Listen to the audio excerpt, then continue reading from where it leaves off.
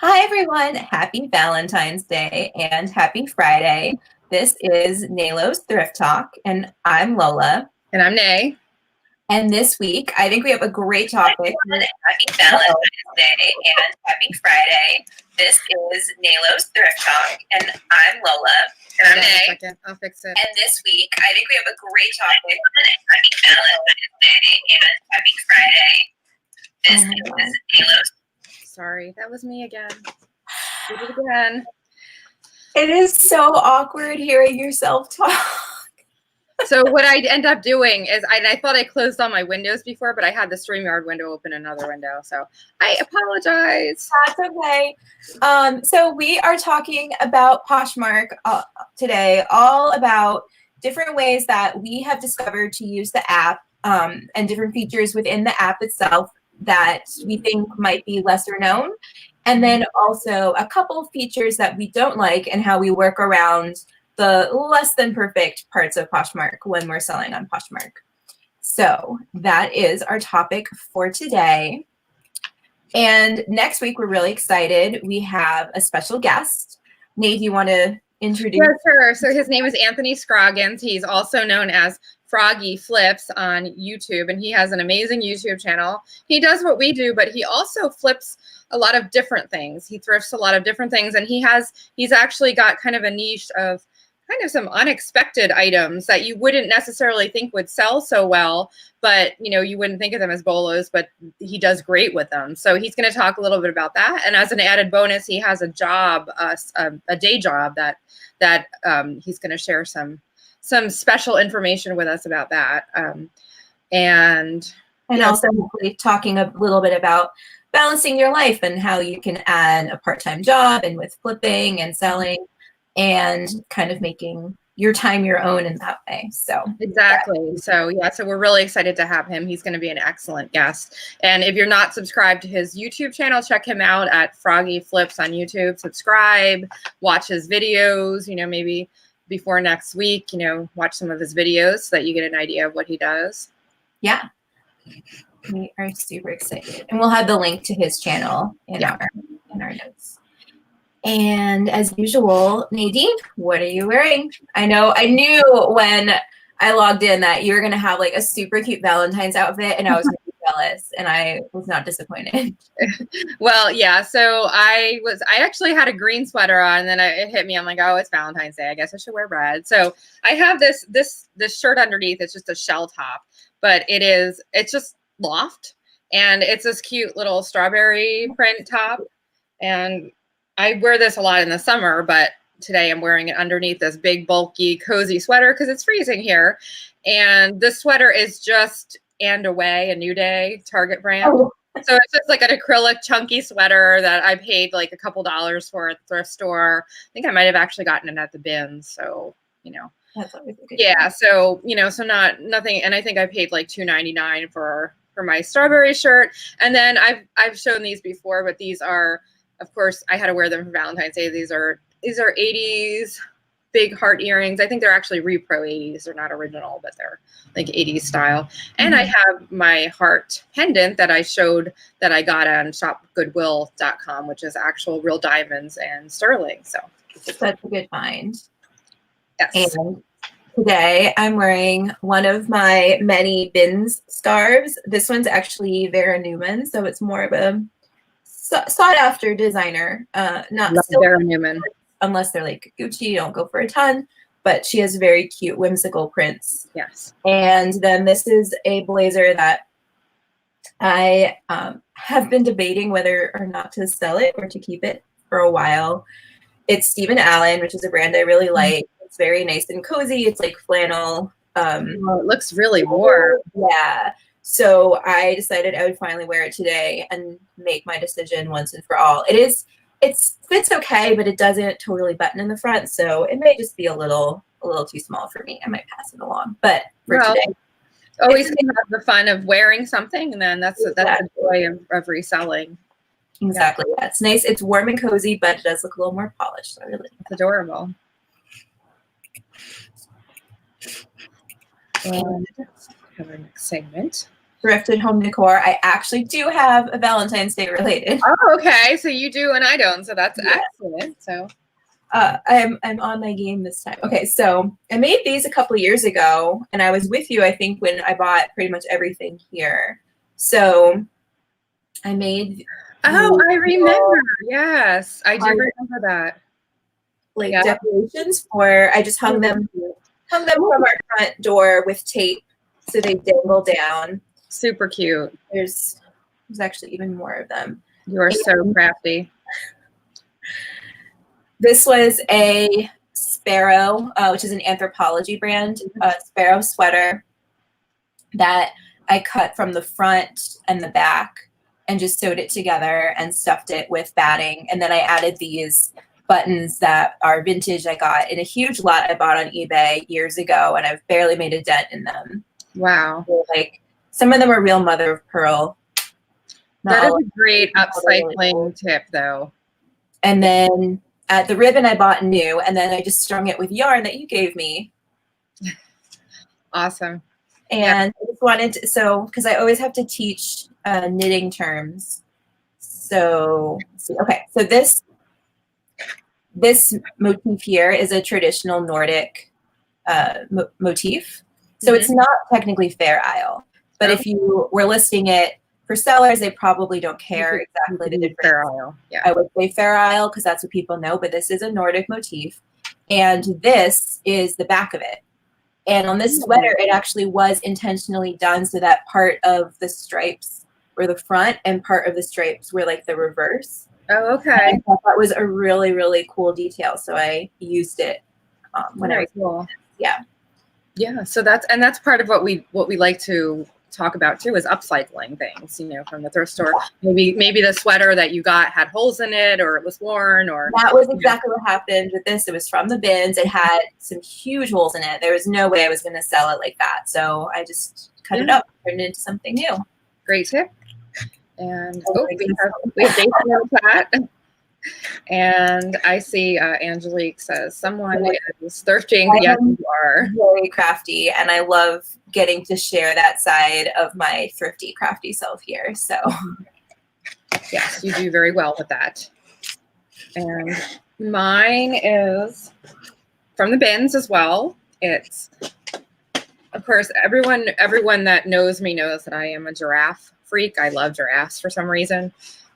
Real giraffes, I'm drawn to them, and I've been collecting giraffe everything since I was a kid, really. So yeah, so I mean, I remember being like 10 years old and seeing like the giraffes at the flea market and all, and buying them. So this is a framed print, and it's very it's kind of just simplistic, which I like the simplicity of it. And it's a drawing of obviously a giraffe, but it's just geometric shapes.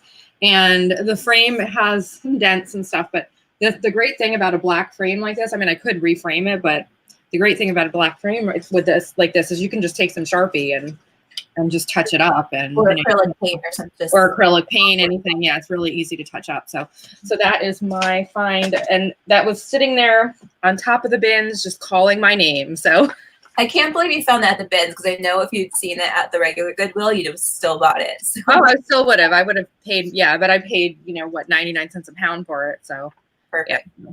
Mm-hmm. Okay. So moving into today's main topic are 10 under the radar Poshmark tips. And we were debating what to call this, like Poshmark hacks or Poshmark unknown features. It's sort of a mix of all of that. Yeah. Yeah, so there's some actual, secrets of the app, or things that not everyone might know about the app, but also some kind of best practice kind of hacks that we're giving. So and we try to include a mix of things that maybe some, if you're a loyal Poshmark user, you might already know, but we know people who watch our channel kind of have different levels of background. So we're hoping that no matter how familiar you are with Poshmark, you'll learn something new. Yes.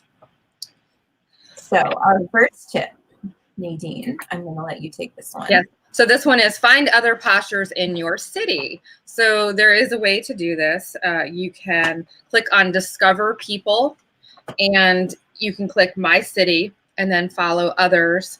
in there. You can see there's on the top there is my city on the top left. You can click that, and then you can find new people in your area.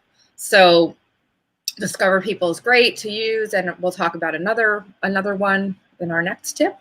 And so the benefit of this is you may end up making a thrifting buddy and someone to share some local tips with, or find out about a new, or form a local passion sip, which is the equivalent of an eBay meetup. So, and also as a buyer, you might get better deals on bundles, others access inventory. Maybe you can trade inventory and meet up in person. Now, one thing I will note though, is that Poshmark does not have a local pickup feature. So if you're gonna meet in person, you still have to produce a shipping label in order to get paid on Poshmark. There's no way around that. So you still wanna keep that in mind, but maybe they have inventory that maybe you wanna trade inventory, maybe they have excess inventory and they can offer you a deal, or vice versa on it. So it's a great way to meet other people and maybe, get a thrifting buddy. So, and also go to their About the Posher. So if you click on, if you're on someone's profile, and this is mine, you can click on either the About button or on their profile photo. Mm-hmm. And if they've included an Instagram link to their account, you can find their Instagram there. And sellers on Poshmark tend to be very active on Instagram. So it's a great way to find people who are local to you on the app and then connect with them outside of the app in a way that's completely legit and fine. And so you can then, connect with people who are offloading excess inventory that way, or see what they're listing before it's actually listed and get a great deal before it goes on the app. Or stalk their photos and find out where they're thrifting, find out about other thrift stores in your city. Yeah, and you can also share their items, follow them, obviously follow them, share their items, and then, you'll get their attention. And also another way to kind of meet them is to click on their Meet the Posher photo and just introduce yourself. Say, hi, I noticed that you're in my area too. I'm local too. Nice to meet you, something like that. And maybe they'll reply and you'll make a new thrifting buddy. Mm-hmm. And as Nadine and I can prove, that when you have a thrifting buddy, you just... it helps everything. You have someone to bounce ideas off of. You have someone to tell you when something's a bad buy. You have someone to encourage you to buy something when you're on the fence. It's always good to have that local person. So while Lola and I did not meet from Poshmark, we did meet from the thrifting board, and we, it was all through just networking. So, and we're best friends now. So you never know, you might meet your future best friend. Exactly. Networking is great. Mm-hmm. So similar to that, when we're talking about finding other sellers and other buyers, you can build your number of followers by strategically following other poshers through the app.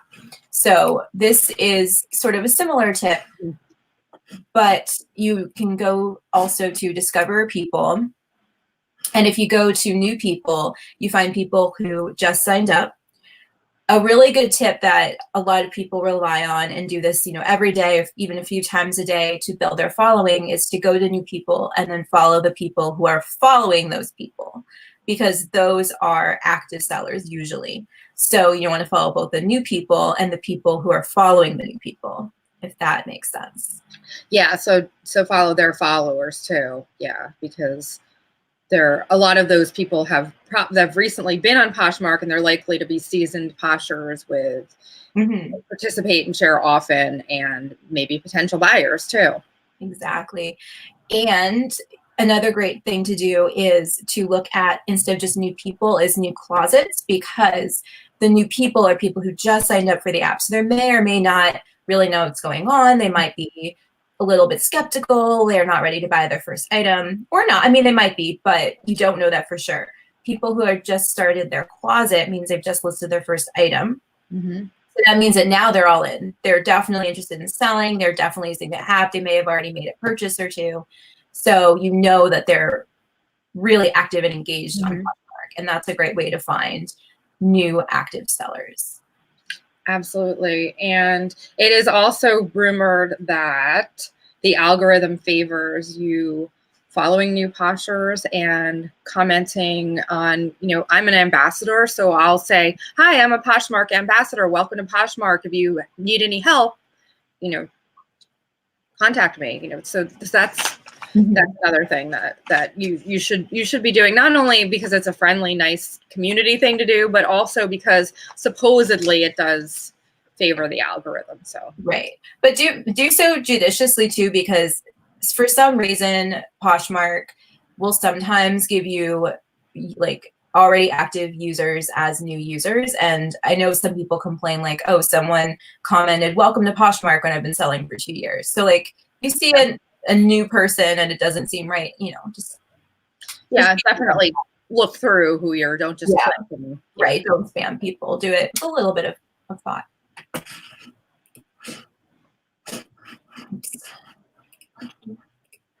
Okay, so strategically sorting other sellers' closets.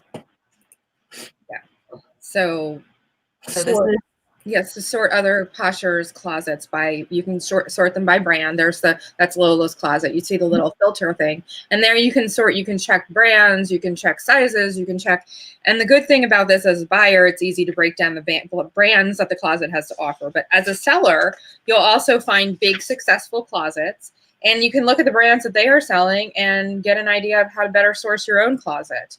And if you sort by brand and then look only at the sold items, this gives you an idea of what items are moving for other sellers and how much they're selling for. And look through their sold items to get an idea of their average sale price. If it is high, what are they doing different from you? And do they have better photos, better brands, more listings, a more focused closet? So it kind of is a little case study. You can learn a lot from that too. Right. And a seller and a buyer. So yeah, totally. So both of these tools, I think, we know they're there, but they're sort of underutilized. So the first one that's circled here in this photo is the search. Sorry. Sort. No, sort is the one that's the arrows, because you can sort by like high to low price. You can sort from old. Right. And then the one that looks like a funnel is the one that lets you select certain parameters. So you can search by brand, you can search by either only available or only sold, and you can search by a few, other, men or women, so the marketplace, different things like that. And so by narrowing down what's in your own closet, you can also just glance and see like what was your highest sale, what was your lowest sale, kind of getting an overview. And you can download all of the information in a spreadsheet. But if you just want to get a quick glance, overview of your closet and how it's doing, you can use these features on your own closet. Mm-hmm. Or like Nadine was saying, you can do it on a closet you admire, on a closet that you stumble upon and just kind of really like what they're doing, and get a better idea of how they're operating and a little bit of insight into what their strategies might be. Absolutely. So,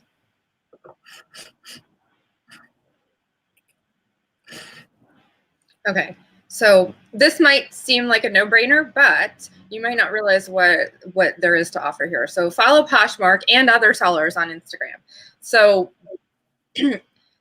Poshmark itself, if you see the little on the where it says this week, and you can see there's Posh Party Live. It gives you all information about events. They up every Sunday night on the top left there where it says this week, they do a weekly update. They upload it every Sunday night. It's a video, and it tells you new things about the app, new things about Poshmark, what's trending, things like that. So it's packed full of great information that as a seller and a buyer, you can benefit from. So definitely utilize that resource. It is excellent, and there's so much information there. And also follow other closets, other sellers on Poshmark as well on their Instagram, and share their items. And you can find some of the big name sellers' Instagram handles on their profiles usually, and you can use Instagram hashtags like Poshmark reseller, use those Poshmark community, all of those to find other sellers too. And get active on Instagram to keep an eye on new bolos, updates to the Poshmark app, challenges other sellers face and how they resolve them. And also, I will advertise my items on Poshmark. I have a link tree on my Poshmark, on my Instagram, sorry. On my Instagram, I have a link tree, and what you can do there is you can link to specific items or your Poshmark's closet, And so what I'll do is I'll put some pictures up, and I'll just, you know, do hashtags, and I'll just say, you know, new Ann Taylor dress, size 6, you know, look in my newly available in my Poshmark closet. And then I'll do all the Poshmark community, you know, all that, those hashtags, and it can bring buyers to you that way too. So.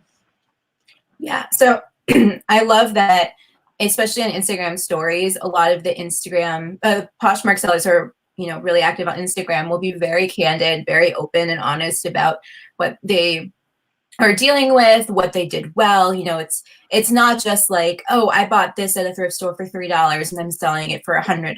It's also, you know, I made this mistake and I got a return request because someone was unhappy with an item, and this is what I did wrong, and this is what I'm going to do better next time. And there's a lot that we can all learn from each other if, you know, we're open and honest about what we're learning through the process. And I think that, you know, we've talked a lot about Facebook groups, like the thrifting board are a great place for that. And Instagram also is a great place to build those relationships and network, like we were talking about earlier. Yeah. I'm also a member of a Facebook Poshmark group, which has been excellent too. Mm-hmm. So our next one is, this is, I think, one of your best tips, and I'll let you take this was your idea. So okay, so yeah, find your buyers. Don't wait for them to find you. So there is a way that I've been doing this, and it has been I have had a few successful sales from this. So you'll see in the top picture, I have those, this is from my closet. I have those Tory Burch Alana suede fur line boots for $79, and they are a size 8. So what I will do is, you can find a similar listing in the same color and size that is active or sold. If it's sold, then people might be sorry that they missed the item. So find the likers of that item. So there, you can see on the next picture there, I found 2 pairs of those Tory Burch boots that sold. That's a tongue twister. I said that twice, and I was like, did I say it twice? I get wrong this whole time. So anyway, there's 2 pairs that sold, and underneath, if you click on each of them, you can see all the likers, which is the arrow that's pointing. And then from there, you can take those likers and you can like their items. You can follow them, like their closet, you know, like share some of their items, and hopefully that will get their attention, and then they will look in your closet and reciprocate share, or just peruse your closet. And if you have the item that you're trying to sell at the top of your closet, they'll see that item and hopefully purchase it. Mm-hmm. So follow them, you know, share their items, put the item that you want to sell. That's very important that you put it at the top of your closet. And also, you can, for brands that have loyal followings, you can also do this for items that are the same brand but a different style. So if you don't want to hone in on a specific color or size, you can do something, you know, in general, you know, that people maybe follow the same brands. You can find followers of those brands that are dedicated and get them in. If you sell a lot of a particular brand, you can get them looking into your closet. So it's a great way to strategically have your buyers come to you. And I think it's just important to note that, you know, commenting on someone's like Meet the Posher and saying, hey, I saw you like these boots, I have them still in stock, like that's generally not something that people like to, you know, get. That's a little intrusive. But if you do sort of what Naya was saying and just interact with them in a very genuine way, mm-hmm. then you're more likely to get someone to say, oh, this was something I was looking for, or this is my style, I'm totally into this, this is my size. Like, you know, they're not going to take it the wrong way if you're just sharing their items and maybe liking a few of their items and just, yeah, you know, and then they'll find your item that they had been interested in from another seller and maybe purchase it. But yeah, I think that is a little spammy to go. I had just seen a post in the Poshmark group that I'm in that someone said that they had gotten some sales because someone in the group had suggested that you go and you anybody that likes you message them, you comment on there. And I personally don't like that when people do that to me, because it feels a little intrusive, you know, it feels a little pushy to me. So not everyone's going to like that. So this is a more subtle way and a more genuine way, like Lola said, to get buyers to come to you. Occasionally you will see someone comment on an item saying, oh, I'm looking for this, but I'm looking for it in a size X whatever. If you happen to be that person who has it, then by all means tag them in it or something. Yeah. But, you know, just be thoughtful and considerate, and you'll be fine.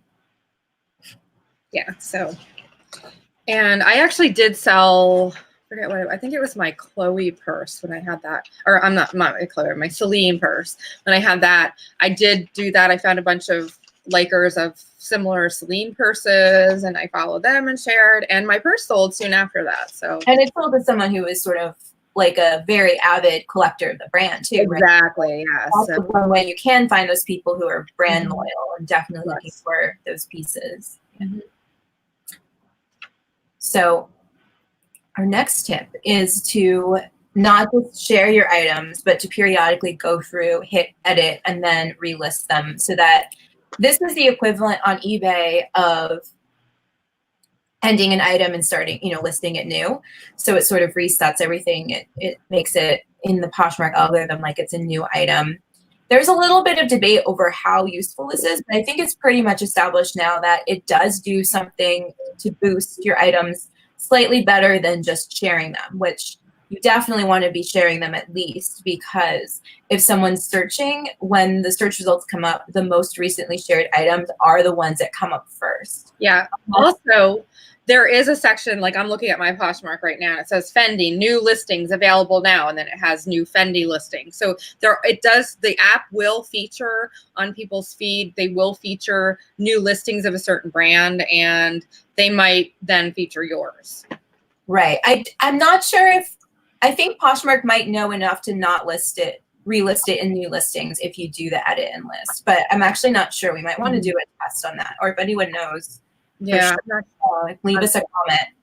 But it does, it can't hurt. And like Lola said, you know, it will, at least also you can look over your items and really, you know, see, I've caught mistakes that way. I've caught, you know, misspellings and things that were wrong, sizes that were wrong, things like that. So it's a good way to look over your listings again too. But I do this, I hardly ever hit the share button. I do this most times I share. I do an edit, share, or a relist, you know, with everything. And then also if there's a party, you can automatically share to the party this way too. Right, because when you hit next, it'll then give you the chance to share to social media. So otherwise you would have to share to your followers and then share again to the party. This way it's just all done at once, because once you relist, it automatically gets shared to your followers. So it's kind of like a one-shot deal where you can share to your followers and to the party if there's one active. And I did want to note that there's some confusion if you're new to Poshmark what the difference is between, or if there is a difference between self-sharing your items and having someone else share them for you. If you have someone else share them for you, it goes out to their followers, but it doesn't boost it in the search results. So you definitely need to be sharing your own items, or like in this tip, editing it and relisting it, because otherwise it will get lost further down in the search results for that brand or that type. You mean if another posher is sharing your item? Right. That doesn't give it the same boost as if you share it yourself. Yeah, not like if you have, because you can get like virtual assistants that share, and that's fine. Oh, so yeah, right. That's a whole different thing.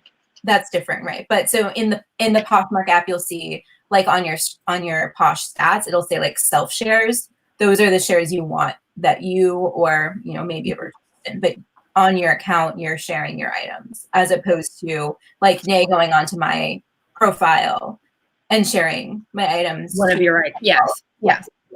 Yeah, you have to actively share your own items. You have to, there's no way around that on Poshmark. Yeah.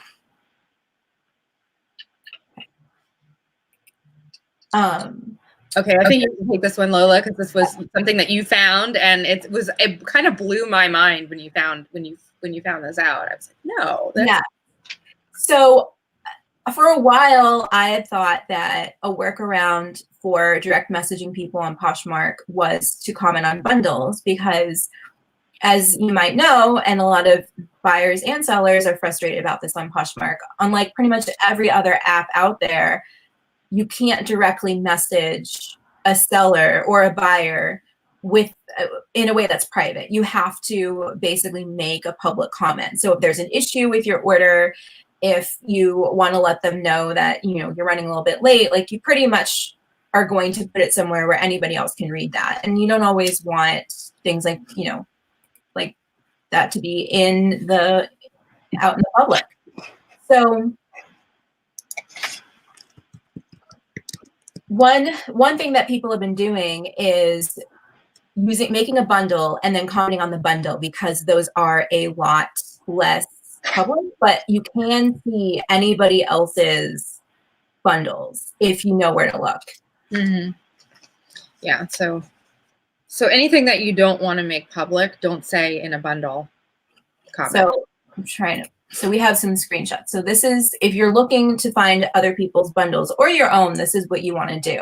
You go to the seller's profile and you click on the 3 little dots up in the corner. So there's a few different options. Once you click on that, you can report them or a couple other things, but one of them is view their bundles. So here's my profile, and then next to that is the bundles that I have offered to people or that people have made from my items. Mm-hmm. For some reason, it's almost always people with one item, either looking for a discount or maybe they were trying to search for or share it and hit the wrong button. But then if you view bundle, and then this is another one, Nay, look, I think you found one that actually had. Yeah, because I couldn't find any comments on yours. Yeah, because most people were, this is just some random person's bundle that had some comments on it, so I blacked out their name. Yeah. So here you can see the little bit of going back and forth and debating over how much they wanted or what they wanted to include in the bundle, and none of that is an issue. But sometimes, like, I have messaged somebody like, oh, I found your profile through a Facebook group or something, and I don't necessarily want that to be public. So just keep that in mind. Like, yeah, be careful and it's not, so if you're going to be rude to a buyer, you know, if you're going to have a fight with a buyer or be rude, that's something that some other people could see, and it could turn away a potential buyer because maybe they're going to look into some of your comments to other buyers. So keep that in mind. You don't want to say anything. I mean, you don't want to say anything offensive to anyone anyway, but this is not the place to admonish a buyer or get into a spat or say, you know, something about their low offer or something like that. And you're not supposed to take transactions off of Poshmark anyway, but don't do it here because it's public. And also, if you don't want really low prices to be advertised, don't make the comment here. I definitely had one instance where I had one buyer who kept coming back and offering me, you know, pretty low price on this one item. And I finally was just like, okay. She said, I can't pay until payday or whatever. And I said, well, if you want to come back, it's still here. Because I know you really want this, I will give you, you know, X price. But I didn't really want to give it to her or anyone else. But I figured I would honor it because I knew she really wanted it. And someone else ended up buying it. But then I realized, you know, if that other person had come and said like, oh, I saw you offered it to this other person for that price. Yeah. I want that price. I really would have had to offer it, even though. Yes, exactly. And it kind of sets up a precedent. It sets up a precedent for other buyers to think that you're gonna take low ball. So yeah. So you had said something about if you make a bundle and remove all the items. I read that empty bundles are basically like the one workaround, but I haven't tried this out, and I am not 100% sure this is true. But what I believe works is if you make a bundle and then you can manually remove the items from a bundle on both sides. So either it's a bundle that you made of someone else's items, or if it's a bundle that a buyer made and added items, you can remove them as well, which is useful. If it's empty, supposedly those comments do not show up on that screen. I have not tested it. Okay. But it is something to look into, so maybe we should try that out. So Poshmark people, if you're listening, please add a message feature. It's frustrating. It is really frustrating that you can't message. And then too, if anything goes wrong with a transaction, and none of us are perfect, things happen, then everyone's going to know about it. You know, it's not always something that you want the public to know. So it would be really nice if we had a feature but maybe someday down the road. It is the only platform though that you can't just message your buyer. So Yep. I had someone that gave me a 1-star out of the blue, and they never said why, nothing. And I couldn't imagine what was wrong with the item, but I didn't want to go and say, well, start that whole dialogue, because then everyone was going to see it. And I just left it alone. That is a great example of one of those things where like you do want to discuss with the buyer what happened, but you don't want it to be out in the open that you got that 1-star review, because otherwise no one else will see it. And of course, we know as buyers that there's always going to be that one, or we know as sellers, there's going to be that one buyer who's not happy for some inexplicable reason. But other buyers don't necessarily understand that. And so it makes us look bad. But then we provide worse customer service because we can't do it in a way that's not going to, affect them. Yeah, exactly. So I think it does encourage people not to be as accommodating to their buyers necessarily, because they don't want everyone to see, that something went wrong, or that the buyer was unhappy, because you can't see the 1-star review. You only see the 5 stars. You don't see the 1-star review unless you start commenting about it. Then everybody gets to see that somebody left you a 1-star. So yeah. Anyway, off our soapbox, Poshmark, add direct messages. Everyone else, don't use bundles as direct messages. Exactly. And this is yours. Okay, so there's a feature that's my recent views in there, and it might be something that you're familiar with, it might be something that you're not, but use it because it is very valuable. I don't necessarily, when I'm doing my research on different items there, you can see there's a Dark and Stormy Lily Pulitzer skirt there. And so I was looking up that for, last week's show. And then I had a pair of those Adidas shoes that I'm selling, the same pair, the Dolce Gabbana suit. I have that skirt that I'm selling, and I have those Tory Burch boots. So I wouldn't necessarily want to go in and like all those items, because I'm not intending to buy them. And that would be one way to bookmark them. But the other way is you can look at your recent views and go back to an item. If you forget what it was, or you want to do some more digging, you can easily go back to it's kind of like looking at your search history on Posh. It kind of bookmarks where you've been. So that's very beneficial. And when, sometimes, like Lola said, she'll pull up a comp on the web and then she wants to find it again on the app. And this is an easy way to go back and find it again on the app and kind of compare what's on the web to what's in the app. So yeah, and I also really like this feature because sometimes I'll look at 3 or 4 different listings, and then I'll start forgetting, what was the first one? What was the sold one sold for? What's the current price? Here, instead of having to maybe write all of that down or be on desktop and pull up multiple tabs, you can just go through here and scroll through and see, okay, so these were all the same item. This one sold for more. Then maybe this one was in better condition, and you can more directly compare and contrast the different listings as opposed to having to kind of keep it all in your head. Exactly. So I find this very useful when listing. Yeah. And sort of on that note, which is one of the reasons why I'm always going between my browser and my app, even if I'm just on my phone and not going between my browser and the app on my phone, is to use Google Lens to find different comps. Right. One huge frustration I have with Poshmark, on top of no direct messages, is that it's so annoying to search for comps, especially if you're out in the thrift store and trying to do it on the fly, because you have to go and manually unselect your size and then go and select sold instead of available, and it just takes multiple steps. So one thing that I've discovered, which I find much easier, is if you're using an item where you know what the sale number is or the name is, you could find the stock image, there we go, then you can use Google Lens, which is basically like an image search, to find other instances of the image, and almost all of them are going to be Poshmark or maybe eBay listings. So this is a dress that I had as an example in our last show. We were talking about Lily Pulitzer, and this is a dress. I actually have it in pink, but the blue one, ended up being a good example, so I just used that. So I found the name of the dress because it did have a style number inside.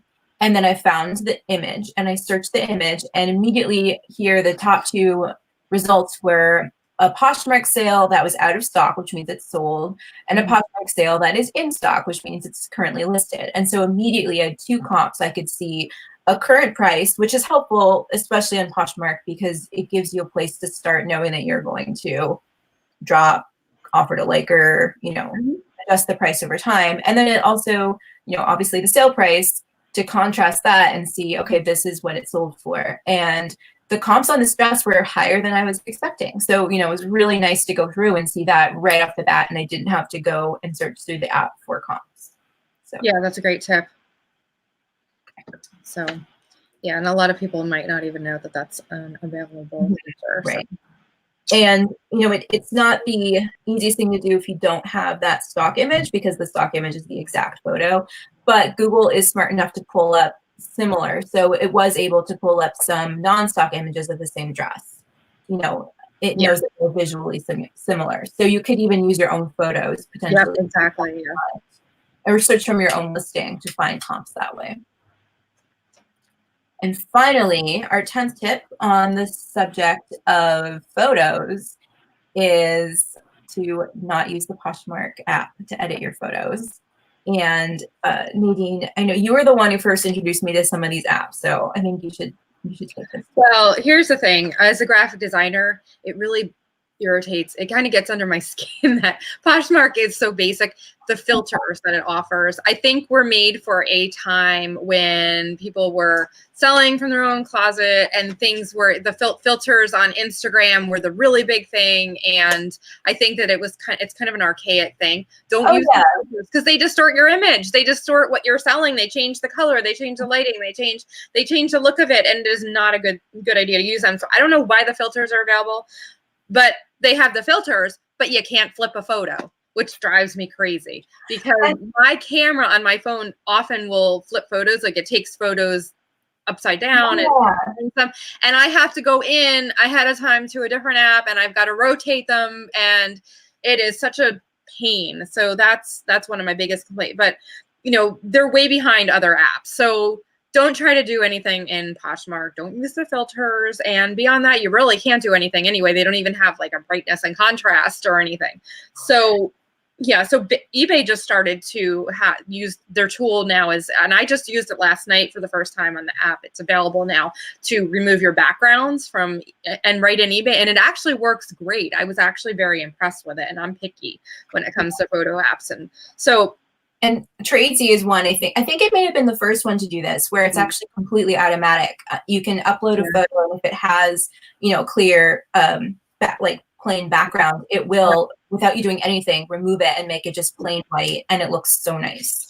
So a couple apps that I use are Magic Eraser, which I have to give our friend Tim credit for, because he is the first person that told me about that app, actually, because he was using it. And I'm a Photoshop girl. I do everything in Photoshop because I'm a graphic designer, but I want something quick and easy on my phone. So what I use is I use Photoshop Express, which is you do have to pay for that app, and I use Magic Eraser as well.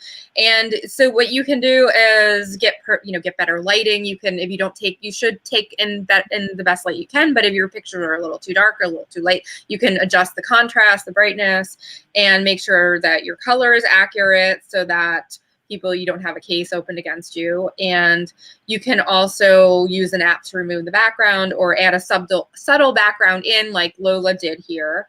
And some people can get really creative on Depop, not as much on Poshmark, but something subtle still works. And we did talk last week in our Lily show about how you can add a tag, especially with a vintage item or a high-end brand. Like I just listed a Dolce & Gabbana skirt, and I wanted to show that label, that it was the actual couture label and not the D&G lower end label. So I put the label right in my photo, my cover photo. I edited that in. So you can do stuff like that too.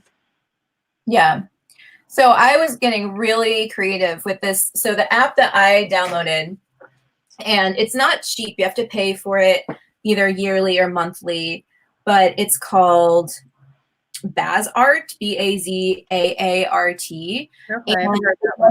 Yeah, I was just kind of curious when I started thinking about, we're talking about different apps, and I have used Magic Eraser. I really like it because I think it's only like $1.99 or something. Yeah. It's super cheap compared to some of the other apps. Mm-hmm. So this one is more expensive, but it does a lot more. And I should have sent this to our, but so I started fooling around, and like this one, I just added my photo with the stock photo beside it because Idea too, yeah. there was so much like extra space that it just felt like I wanted to fill in some of that white space and use it more productively. And it was super, super easy. It took me like 10 seconds to do it. So I'm kind of sold on this. I'm going to see if it really helps with my sales, but I'd be shocked if it doesn't. And if it does, then I can totally justify the price. Yeah. So yeah, photos can make or break a sale. So if you're going to spend some money on an app, that's a good place to spend it. Yeah, totally. And I use Photoshop Express. And I think that's like $5 or $6 or something like that. But I use that, and that has a collage feature too, so you can easily do the same thing. You can add the tag in, a picture of the tag, or you can add, if you have front and back, you can put those side by side. I do that a lot when I have something that's really detailed on the back and I want to show the front too. And I thought this photo that is up right now was a good example. It's a piece that I showed in one of our haul videos. And you can see, even on that video, it's kind of hard to see the pattern because it's very dark. So it's dark colors on a black background. So for this one, I very carefully adjusted the contrast and the saturation so that you could get a better idea of the pattern. And I think it is also true to color in the right light, because if you're just wearing it, and it's not well lit, you're not going to see much of the pattern. But if you hit the right light, then you do see that color difference. So I, was able to fool around with it. And in the end, I think the photo better captures the object than it did right out of the camera. So it's worth an extra effort for darker items, especially. Absolutely. Yeah. And pulling those background colors too kind of made the colors in the shirt pop too. So yeah, totally. I think it did. I'm glad you think so as well. I was very pleased with these. So I just used the gradient feature that was in the app. And then for the marble background, I found a marble, like a free, royalty-free stock on line. And then the nice thing about this too is I was thinking about paying money for a sort of marble textured background, but this is actually easier and I don't have to buy anything. So you can do this as well. In Magic Eraser, you can change the background. You can add your own pictures or anything. You can add, so I've done that too in there, but I don't know how much easier it is there, but I found this app a little bit more user-friendly. Okay. Yeah. It's more expensive. So, it may be. You're going to have to pay for an app or a photo app. The free ones either have their logo branded right on it, or they have ads that pop up constantly, or they just don't have the features that some of the paid apps have. So you're going to have to spend a little money to get something good. Yeah, but there is a wide variety available. So you can test a few out and see which one is worth it for you. Sure. Okay. So now that we've gone through our 10 tips, I think it's time for some breaking thrifting news. And this week, it's more about shipping than thrifting. But that ties into what we do. So. Yes. And I don't think we are secret about our political leanings here, but this is not meant to be political. No, because it is more of a practical thing that will impact us most likely. But recently, this past week, Trump proposed a savings package, aka funding cuts for the USPS, that seems like it will most likely lead to probably the end of free shipping supplies. More importantly, for the people who deliver our packages every day, a loss of compensation for them in different ways. So this is something I think that behooves all of us to keep an eye on, and it's also probably worth looking into different ways that we can advocate for the USPS and write to our senators to say, we support this and we use it as small business owners, and whatever we can do to support it in Congress, keep doing that. And also, in a, practical and non-political way. I think this also foretells a lot of changes that we will also see on like the FedEx and UPS side of things. One thing that this article talks about, and this article is from the Postal Times, which I will link it in the links down below.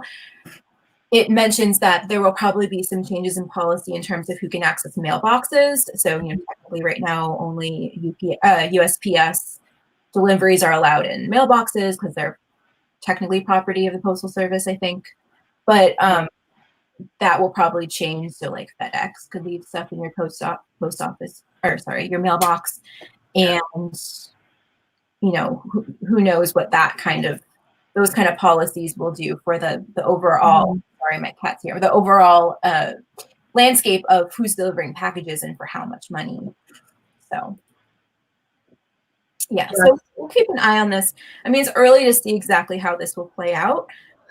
Yeah, so the sky isn't falling. Don't panic. Nothing's gone through yet, but this is what's proposed. And, if this goes through, it would definitely hike prices, cut down service. Maybe, I know that years ago they were talking about eliminating Saturday as a delivery day. So I'm assuming maybe something like that will happen. And they're going to cut salaries, benefits, for the employees. So I would think that would make for some grumpier employees. But, we'll see what happens. So, and also a reason, as if you needed one, to be extra nice to your post office folks and, remember that they have a hard job and they're probably pretty stressed out about this news right now. Oh, yeah, I'm sure. Yes.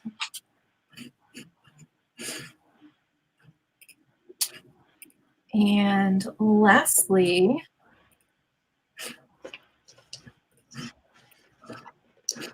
our market report. Yeah, so these are our two most recent sales, meaning whatever we show you is luck of the draw. So it's Yep. So high, low. And I actually realized I forgot to add one of my sales this week. So I have one sale, but you have three, so evens out. I have been selling a lot of things that have been sitting for a long time because I haven't been listing as much as I should. So bad for me, good for my really old stock because it's nice to see it go. This was a pair of shoes that I think I was with you when, yeah. Yeah. Do you remember? It was definitely full price. It wasn't from the bins. They were Goodwill, yeah. They were in good condition. Are they a smaller size, I think? They're on the small-ish size. I think they're a 7. Okay. They're too small for me. I remember that. But these were really cool, funky, like platform clogs. I thought that they were, perfect on trend. They are perfectly on trend. I don't know why they sat for so long. They did, and they finally sold, but I was super happy with the sale because I actually had dropped the price even lower than this on Poshmark, but they sold on Depop, and the buyer paid the shipping. So it was, I think in the end, I got about, $20. My take was $20 after fees, and I think I paid like $5. So yeah, so you made a decent profit, and you sold them for higher than you would have on Poshmark. Exactly, because I had already sent out offers. Yeah. Plus, Poshmark takes a bigger chunk, so yeah, so good job. So they sold, and that for some reason that brand Donald J. Pliner, although it is a high end brand, it has slowed down for me. Yeah. So they're not selling as well as they used to, and everything kind of rotates like that. So I have a couple in my closet and my eBay store that haven't sold, but eventually they will. It just seems like it's taking a little longer. Yes, for sure. It's definitely one that I would hesitate picking up again in the future. But these are, if you know, Christian Soriano is a kind of higher-ish end. Oh, for sure. I would call him. Yeah. So he did a line for Payless, which is now defunct, which actually works for the benefit of this line because people can't go to Payless and buy it anymore. So people are still seeking out this. So this is one of the pairs that was Christian Soriano for Payless, and I found these at the bin. So I paid $1.29 a pound, and I sold them for $25. plus shipping on Poshmark. So that was a good deal. And she did not make an offer. She just bought them. I had them up for $25. So she just bought them in full price and paid the full $7.11 shipping. So Nice. yeah, so that was a good, I mean, that was a good little sale considering I got them at the bins. And I would not say that this is a huge bolo because they don't sell for as much as the regular label Christian Siriano, even though Payless is defunct, but it still will sell. So if you find them at the bins, you find them cheap, pick them up because they'll still sell. They're not going to sell for a whole lot, but they'll still sell. And I don't know if anyone watching is a Project Greenway fan, but I am. And I just started watching the new version, like the reboot with Christian Siriano is like the new Tim Gunn. And it's really good. I'm really enjoying it. Highly recommend it if anyone else is into that. Good to know. Yeah. Oh, my next sale is this. I paid $4.99. You can see the label there. It's a Irish hand knit cardigan sweater. It's Irish wool. It's vintage. It was in beautiful condition. You can see the Woolmark label. The Cora Keel was the brand, which was kind of irrelevant. The Irish wool vintage was what sold it. And I had to ship this in actually a huge box. I could not put it in a padded flat rate because it was heavy and bulky and huge. So I paid $4.99 and it says I sold it for $69.99 plus shipping, but I actually took a best offer of $60 plus shipping. So still great profit there. So yeah, that is a good warning for these sweaters. They are always good to pick up. Like I would never pass one of these over. Check for flaws and stuff, but even minor flaws are okay. Even minor flaws, yeah. Yeah, but they can weigh like 3 to 4 pounds. Oh yeah, it was heavy. It was They're one of those things that I think glancing at them you wouldn't guess, but then you go to ship, and if you're a new seller, you might totally underestimate and then end up losing a chunk of your. I think the sweater weighted full 2 pounds, and don't assume that you can put them in a padded flat rate because. Unlike even jeans, I have shipped big, huge men's jeans in padded flat rate. These sweaters will not. No, they are bulky. They don't They like. are not going to fit. Yeah. And this is a sort of a new sub feature that we're going to do in our market report. Yeah, so we're gonna do when we come across one, we'll give you guys a bonus unexpected bolo or two if we have more than one. And this one was an unexpected one because I bought at the bins. I picked up a huge bag, plastic bag full of travel toiletries, and I have more of these actually. There probably were about 24, so I think I'm going to do another lot of these. And there were some other brands, mostly just like hotel items, hotel trials.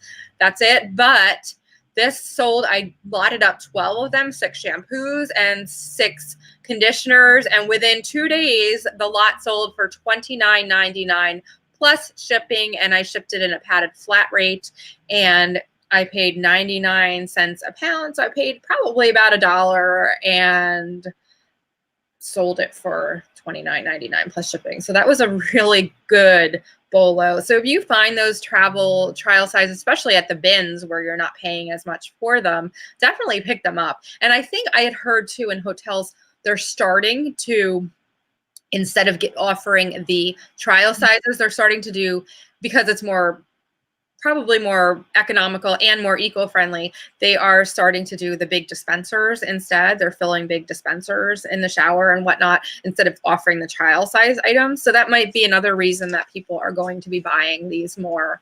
And they might just like the brand too. They might just be interested in the brand. So I will do another lot of these. I think I do have another full 12 of this brand, and then there were some other brands in there, so I'm going to lot those as well.